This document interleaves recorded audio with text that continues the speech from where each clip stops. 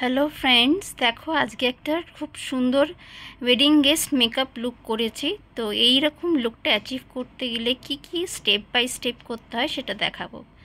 তো চলো let's get started.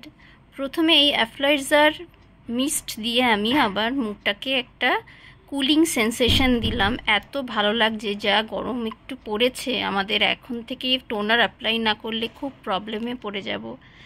তাই আগেই এই টোনারটা লাগিয়ে স্কিনটাকে একদম ফ্রেশ করে নিলাম। তারপরে দিচ্ছি প্লামের একটা ময়েশ্চারাইজার, এটা হচ্ছে ডার্মার rice water and niacinamide clear moisturiser gel cream.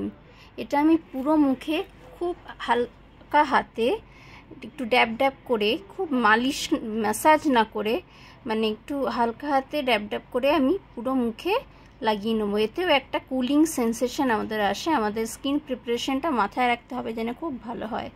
তারপরে আমি ইনসাইটের এই ক্রিমি ময়েশ্চারাইজারটা নিয়েছি, কারণ আমার ড্রাই স্কিন, তো ড্রাই স্কিনের জন্য ক্রিম বেসড ময়েশ্চারাইজার লাগানোই সবথেকে বেশি ভালো।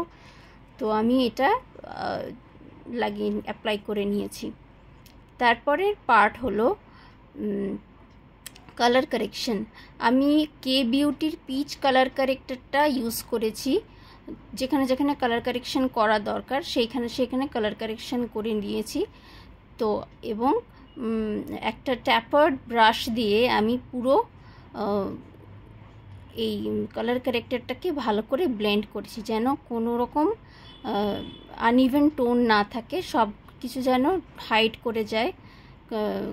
ডার্ক সার্কেলস, আমার অতটা ডার্ক সার্কেলস নেইও, যতটা থাকে একদম ফুললি যেন প্রিপেয়ার হয়ে যায় স্কিনটা। এই কালার কারেকশন করার পর সবথেকে আমার মানে বেস্ট পার্ট যেটা লাগে, আইব্রোটাকে শেপ করা। তার জন্য আমি এখানে সুইস বিউটির কনসিলার নিয়েছি। তো আইব্রোটাকে ভালো করে ডিফাইন করছি যাতে আরও ক্রিস্প লাগে, একদম মানে চোখা লাগে আইব্রোটাকে। এবং আইয়ের ওপরেও আমি কনসিলার অ্যাড করেছি। সব রকম শেড আমি আমার ডেসক্রিপশন বক্সে দিয়ে দেবো, আমি কি কি ইউজ করলাম পুরো ওয়েডিং গেস্ট মেকআপ লুকটা করার জন্যে। ঠিক এইভাবেই দুটো আইব্রোকেই আমি ডিফাইন করছি, ক্রিস্প করছি, যাতে খুব সুন্দর লাগে আইব্রো দুটো। আইব্রোর উপর মুখের ফেসের অনেকটা লুক ডিফার করে। তো আমি এটা আবার ট্যাপার্ড ব্রাশ দিয়ে, বিএস মলের ট্যাপার্ড ব্রাশ দিয়ে ভালো করে ব্লেন্ড করেছি। আমি একটা কথা বলে দিয়েছি, কারণ এই পুরো মেকআপটায় আমি একটুও বিউটি ব্লেন্ডার ইউজ করিনি। তারপর আই মেকআপের জন্য ম্যাকের এই নিউট্রাল প্যালেটটা নিয়েছি এবং হালকা করে একটা transition shade, brown transition shade apply করেছি। তাতেই অর্ধেক আই মেকআপ কমপ্লিট হয়ে গেছে। ঠিক এইভাবে লিডের ওপর ওর থেকে একটু ডার্ক ব্রাউন শেড নিয়ে একটা স্মোকি এফেক্ট দিয়েছি। আর দুটো শিমার যে দুটো আছে সেই দুটো লিডের ওপর আমি অ্যাপ্লাই করেছি। খুব সিম্পল, যে কেউ পারবে এই ম্যাকের নিউট্রাল প্যালেটটা কিনে ফেলতে পারলে। তারপর হচ্ছে কাজল আর মাস্কারা। আমি কাজলের জন্য এই মিডনাইট কোহল রেনের যে মিডনাইট কোহল কাজলটা আছে তা আমি চোখের ওপরে এবং কাজল হিসাবে ব্যবহার করেছি, যাতে একটা খুব সুন্দর স্মোকি এফেক্ট আসে।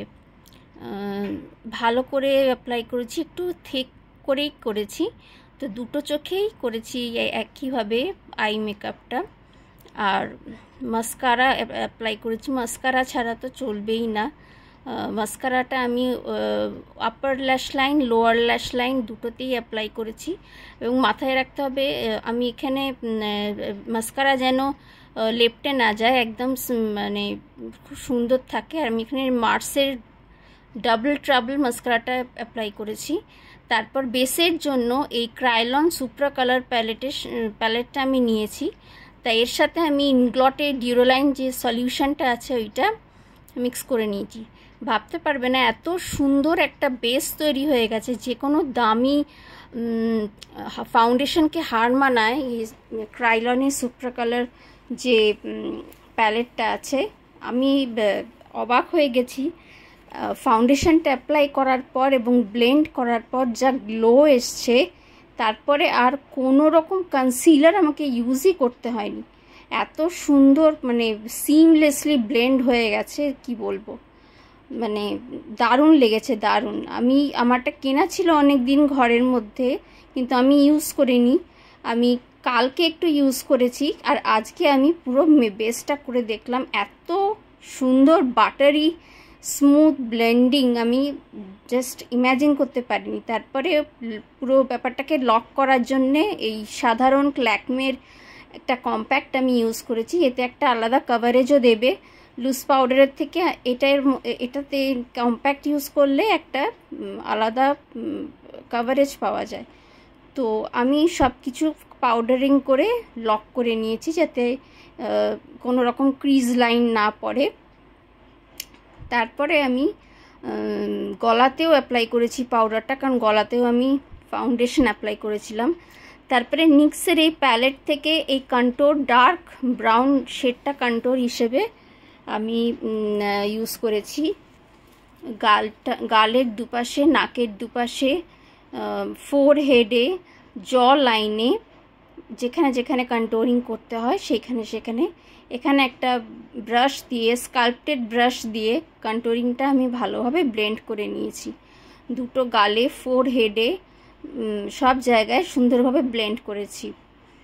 আর নোজটাকে আমি হাত দিয়েই, যেহেতু ক্রিমি কন্ট্যুর, নোজটাকে হাত দিয়েই আমি ভালোভাবে ব্লেন্ড করে নিয়েছি। এর জন্য কোনো ব্রাশের প্রয়োজন হয়নি।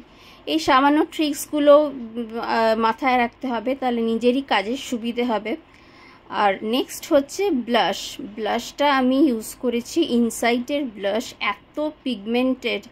এত পিগমেন্টেড কি বলবো, যে আমি একটুখানি ওই স্কাল্পটেড ব্রাশের মধ্যে নিয়েছি আর জাস্ট একটু অ্যাপ্লাই করেছি। মাই গড, এত মানে পিগমেন্টের, এত ক্রিমি আর একটু শাইনি মানে রয়েছে।